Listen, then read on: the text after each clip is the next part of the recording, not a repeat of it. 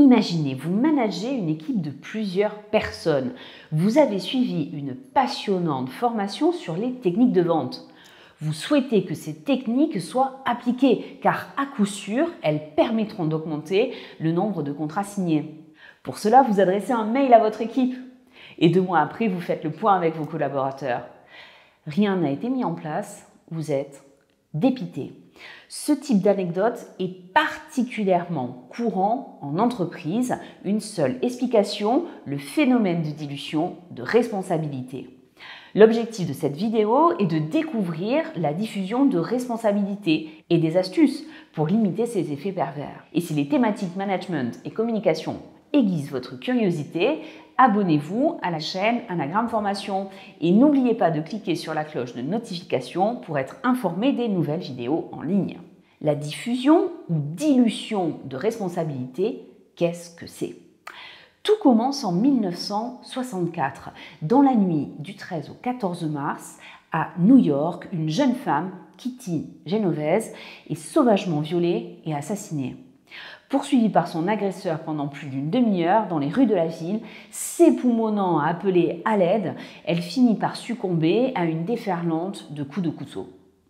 Le 27 mars 1964, une quinzaine de jours après, le New York Times, indigné et révolté, titre « Les 38 témoins du meurtre qui n'ont pas appelé la police ».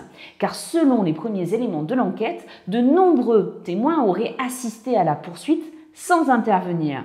Leur raison ? À cause du froid, ou parce que quelqu'un devait s'en être chargé, ou je croyais que c'était juste une querelle d'amoureux.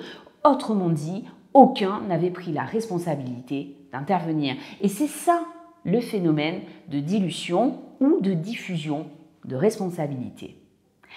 La dilution de responsabilité, c'est cette tendance à diviser la responsabilité personnelle par le nombre de personnes présentes. Autrement dit, si je suis seule à constater une situation, mon action est requise. Par exemple, aider une personne âgée à traverser la rue. Je prendrai la responsabilité de le faire. Mais si dans la même situation, une dizaine de personnes m'entourent, alors il est probable qu'aucun d'entre nous ne porte assistance à la personne âgée. Comment cela se traduit-il en management ? Je rencontre régulièrement des managers dont les mails commencent par « Chère équipe »,« Bonjour la team »,« Les filles » ou les gars, et comportent ensuite une demande. Par exemple, appliquer les techniques U en formation ou organiser un repas de fin d'année, faire le planning sur tel ou tel dossier client. Et quel que soit le canal utilisé, présentiel, mail, téléphone, formuler des demandes à un groupe de personnes est totalement inefficace. Donc, à nous de nommer un responsable et un seul par mission. Nous pouvons lui laisser la latitude de constituer son équipe comme il le souhaite. Mais lui seul sera responsable. Et pour notre vie personnelle, nous pouvons retenir qu'en cas d'agression, il ne sert pas à grand-chose d'appeler de l'aide. Nous aurons plus de chances d'être secourus en désignant, en interpellant précisément quelqu'un. Par exemple, vous, le jeune homme brun avec le sweat bleu, aidez-moi. Et de la même façon, si nous souhaitons réellement qu'une fête de famille soit organisée, identifions un responsable pour déterminer la date et le lieu. Sinon, les risques d'inertie sont majeurs.